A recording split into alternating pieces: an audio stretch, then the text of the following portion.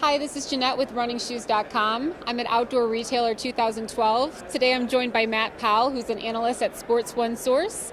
And Matt, what have you thought about the Outdoor Retailer show so far? It's terrific. This is a great show to get a real overview of what's happening in the running market. You see a lot of small brands that don't get out in a lot of other shows, and great chance to network with a lot of the retailers as well. And what's something that you've seen that's surprised you?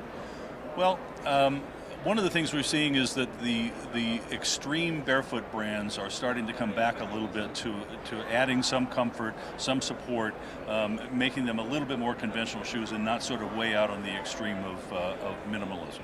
And did you find that surprising, or is that just kind of like par for course? No, I think it's part of the natural evolution of the industry. I think one of the things that the barefoot trend gave us was it showed all the shoe brands how to make shoes lighter, make them still have support, but make them much lighter. And that has been highly commercial. And virtually every shoe today, whether it's a running shoe, a training shoe, even a hiking boot, is probably lighter than its counterpart was 2 years ago. And that's been a major change for the industry. And what's been the biggest industry trend for you? Well, clearly lightweight. Lightweight is going to be 40% of all running shoes sold this year. And again, I would tell you that 100% of running shoes are lighter than they were before. So it's had a massive impact on the industry. And what's been the not-to-be-missed booth for you here at Outdoor Retailer? You know, I really like what the guys at Scora are doing. It's really a top-end premium shoe.